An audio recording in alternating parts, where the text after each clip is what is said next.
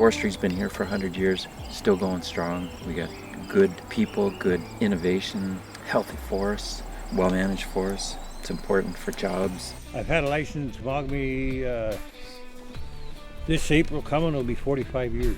Started in the bush working with my dad with horses, undo the chain and take it back to him and we'd skid more wood out. I was, well, I'd be 6 years old, 7 years old, I guess, so I've been there for a while.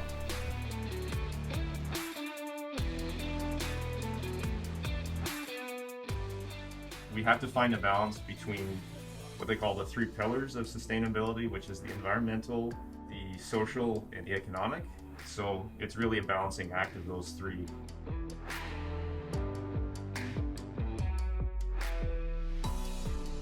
We're always looking for talented individual, motivated individual. The younger generation is learning from the older guys that have been doing this for 25, 30 years. Again, in a forestry right now, the opportunities that present themselves to you, there's not enough people to fill the jobs that are out there. So whatever path you want to go into, you can jump in there pretty quick. I'm a forester with Georgia Pacific in Englehart, Ontario. I was hired on immediately after graduating from Lakehead University with a Bachelor of Science in Forestry. Majority of our wood is trembling aspen, poplar. We also take white birch and balsam poplar.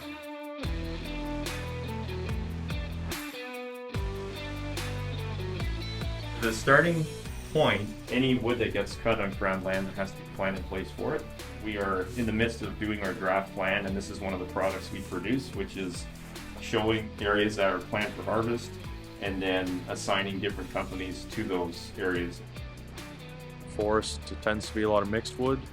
The conifer we cut goes to local sawmills. The type of trees growing in a certain area in a certain block will dictate which shareholder that block is assigned to.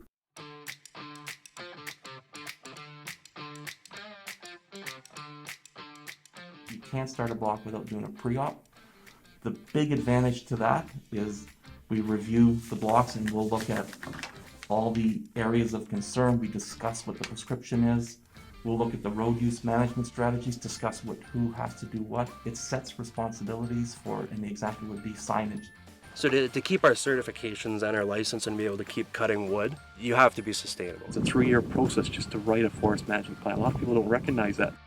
We have to consult with the public, mining and mineral exploration, trappers, anglers and hunters, local business, municipalities, environmental groups. There's a forum where that group sits and they meet every month. On the environmental side of things, there's a lot of areas of concern. It could be from stick nests to creeks, rivers, lakes. Everybody's conscientious about the activities now, and we've evolved a lot. We process in the bush. We leave all of the tops, the waste, the branches, the limbs left out there to decompose, contribute back into the mineral soils there for future forests. Every block that we cut, we renew. Forests have been burning for years, and that's a natural process. So we have to try to emulate that as much as possible to ensure that the health of the forest, when it does renew, is there for their future generations. As you can see, there's still many trees left standing. Come back in a couple of years, this will all be planted and regrown.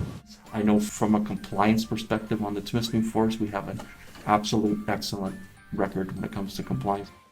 Ultimately, we want to find a balance between making sure that the mills get the volume they need, and we're also meeting the habitat needs and the forest condition that we want to achieve. So the orange is an indicator for us in the forest operations that you can perform modified operations. They're protecting that water feature. So 15 meters is the AOC. Within that AOC, you can't have any new roads, new aggregates, and you can't have any site disturbance, any significant site disturbance. There's an inspection process. So there's verified, certified inspectors that come out and verify you've done everything properly in the block.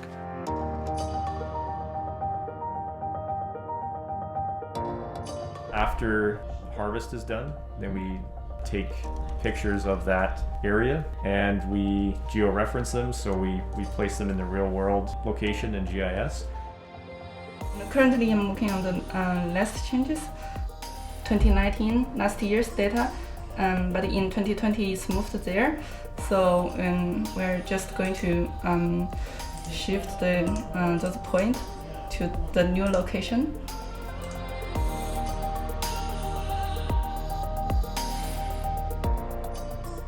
you are using this product at one point or another in our lives, whether it's for a home building material, sanitary material. The medication, paper packaging, it's in absolutely everything.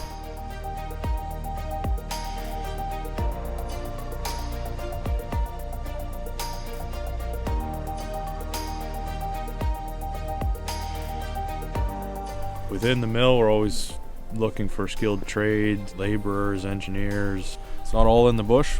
There's a lot of folks that we need on computers, giving us our FRI information, running models for new plans, creating maps. It's rewarding work. I think there's lots of opportunity. We have to ensure that the forest, once we're done harvesting it, comes back in a healthier way than it was when we came here. If you love the bush, I mean, it's a great job for anyone. Hey, I couldn't be happier. I tried working inside a couple times. That lasted about long enough to get 1 week's pay in, and that was it. I was gone. One of my professors once said that replacing what you take is the essence of forestry, emulating Mother Nature, and part of that requires some intervention from us in terms of tree planting.